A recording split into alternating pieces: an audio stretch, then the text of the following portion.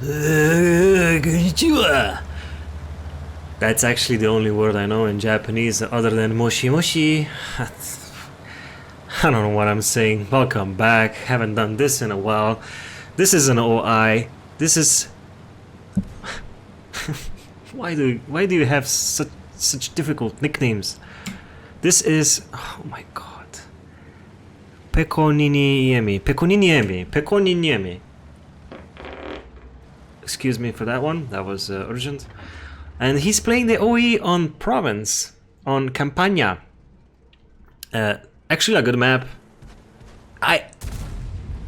Please don't hate me, but I kind of like this map because it's so campy and it's low tier tanks, so it's like pew pew pew from the other side and pew pew pew from this side, and it's just, I don't know why I like it, but I remember when we played Clan Wars on this map, like ages ago, back when IS-7 was the apex predator. And holy shit, that guy just got sent back to the garage in the second minute of the game. A nice blind shot from Pekko. I'm just gonna call you Pekko. From Pekko there, guaranteeing his and securing his first kill of the day with that super Hellcat blind shot.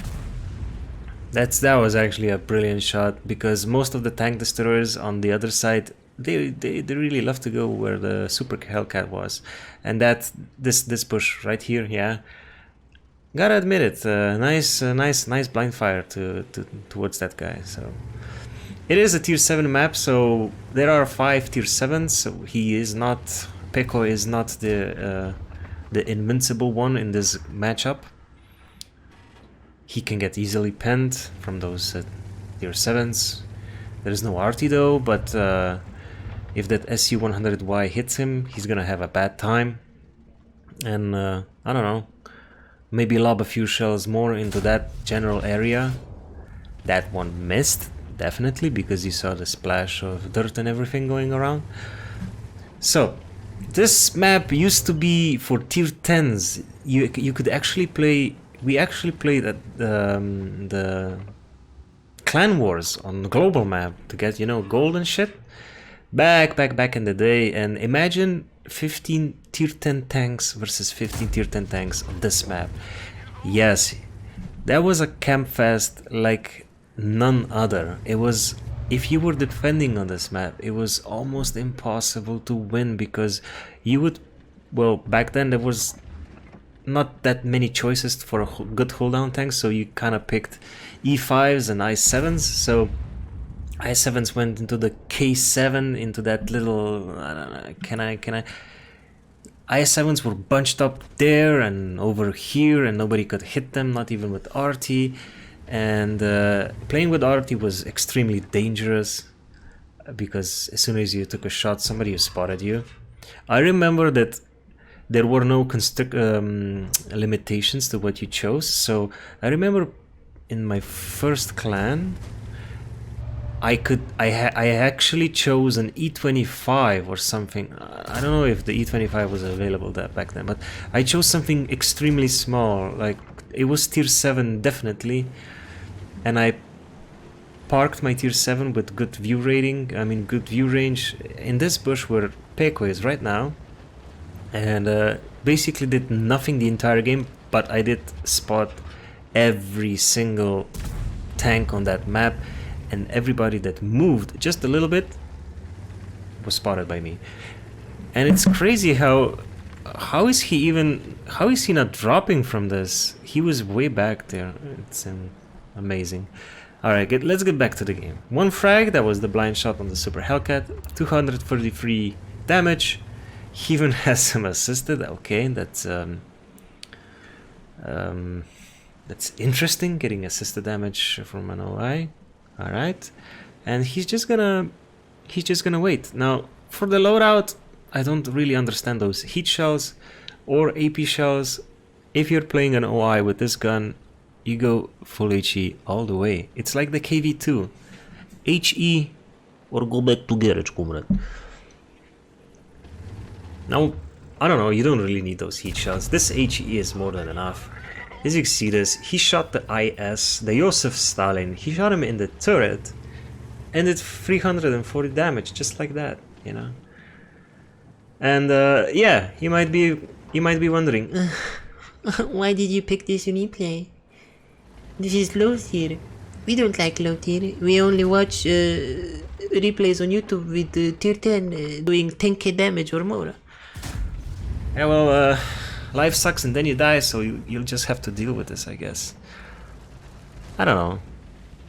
Maybe I chose this replay just for the nostalgia reason, because playing this on tier 10 was such a pain in the ass. And but now I think it's only up to tier 6. No, tier 7, sorry. Or I don't think you see it in tier 8, do you? I'm very confused right now. Wargaming, why are you making me so confused all the goddamn time? Ugh. Anyways, it was a smart choice limiting small maps such as this one. One more map that I would limit up to tier 7 is Mines. Mines on tier 10 is it's pretty bad. It's extremely campy. One side has the better access to the middle, and as soon as they get up that goddamn hill, there's the Oni going away. As soon as they go up the hill, they're pretty much secured the win. I mean, most of the time they secure the win. So I would put Mines just like this province, and just like White Park, if anybody still remembers White Park, that's still in the game, yeah. I'd also put that one on up to tier 7 max, you know. You don't need maps like this on tier 10s. Or I don't know, maybe make some new interesting maps instead of reworking all the garbage, you know, like Kharkov and stuff like that.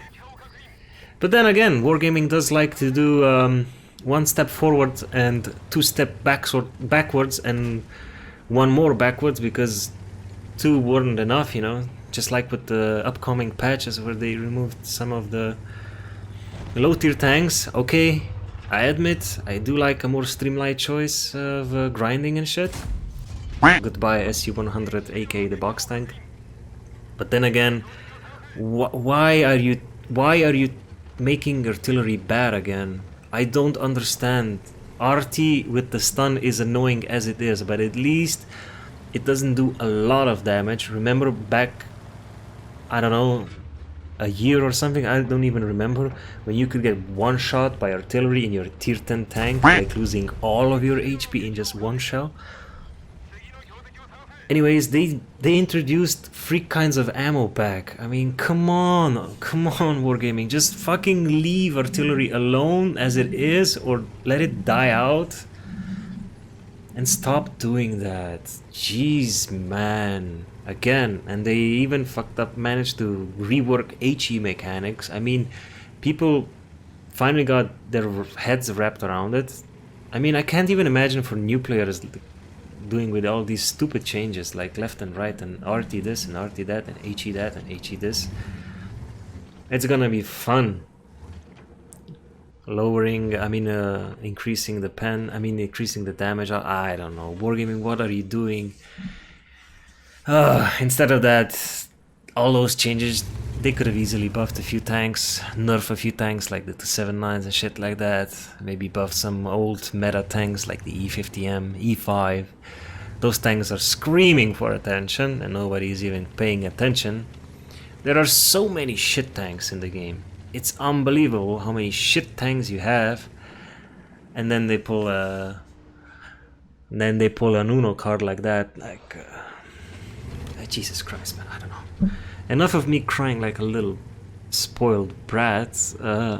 Peko did 5 frags already with 1.1k of damage. I think there's more damage because of the blind shots. And he's going to get some nice words of encouragement from his team. One of them said, "Go cap OI." Now, driving anywhere fast with the OI is, well, practically impossible. You're this fat sumo wrestling bastard trying to move on a small map like this, getting spotted every time. At least somebody has some brain cells left in the game. He said cap ? Yak Panther is there. Exactly, Yak Panther is still on full HP. He will get spotted easily. Peko in his OI, so there's that. And all he has to do now is maybe sit back and I don't know, do something. Another I mean more words of encouragement. Idiot S tier, we kill AMX. That shell landed dangerously close to the AMX-12T, and I'm kind of surprised he didn't get splashed to death, but alright. And one more thing about this map.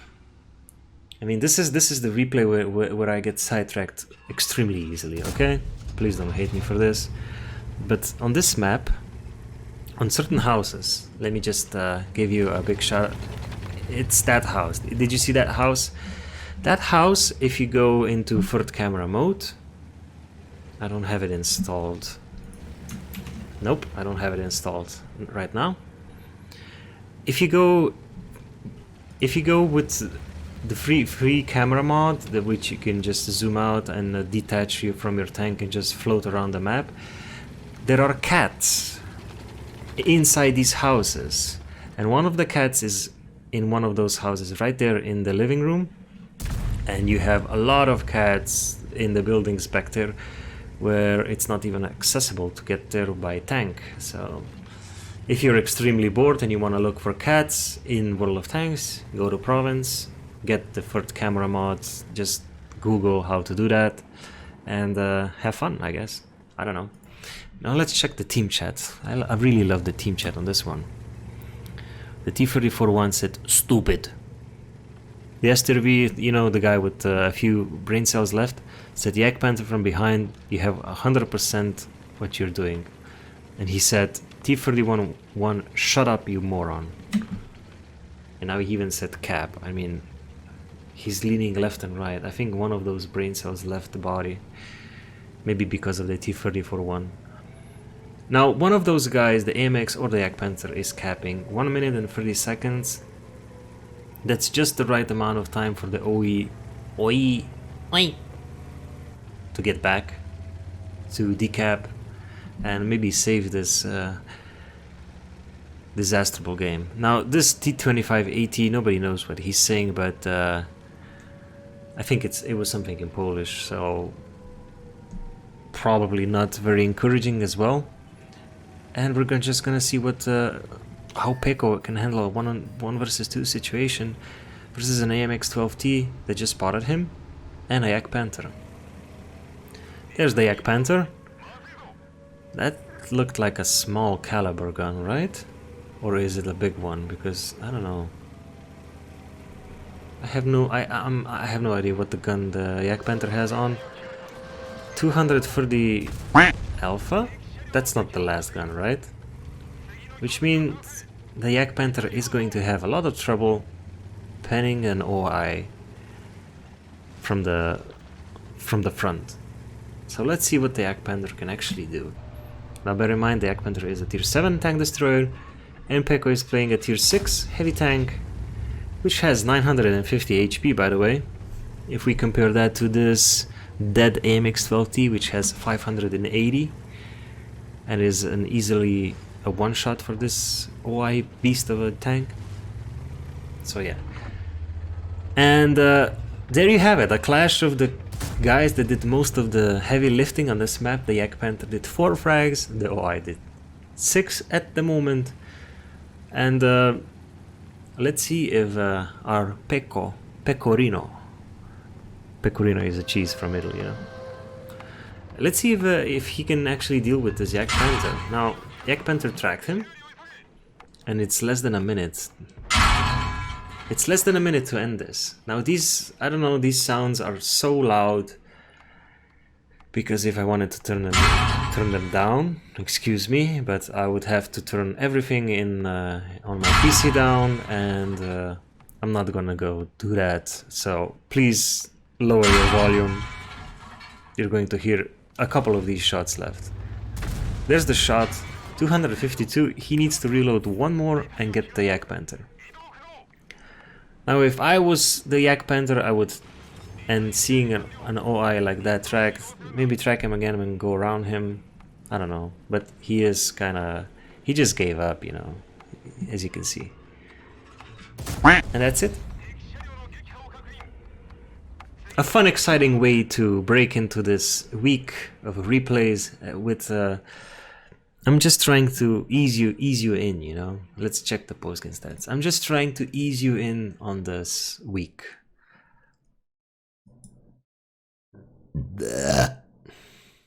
You know, I'm just trying to ease you in because I can't really throw a 10k damage tier 10 with free artillery and clutch carry gameplay on Monday. Mondays are the worst, so let's go with some low tier, low key action with some ranting, and that was a nice game. He won, he carried, he did 3.7 in the end, 3.7. Who else did he shoot unspotted? So many tanks, 3.7. When did he get that? That's 2000 blind damage? Holy shit! I wasn't even paying attention because I was too busy crying like a little kid. I should stop cry kid maybe. 3.7k damage, 7 frags and 1700 base experience. That's not bad, that's good for a Monday. Remember, it's Monday, chill the fuck out. We can't do everything on a Monday. He got a whopping 4,344 credits in the end, so yeah, there you go. I just wanna take a few seconds of your time and give a big shout out to people that are actually subbed on Twitch and are still struggling via Patreon. I mean, shout out to you guys, and I hope to see you soon. Mwah.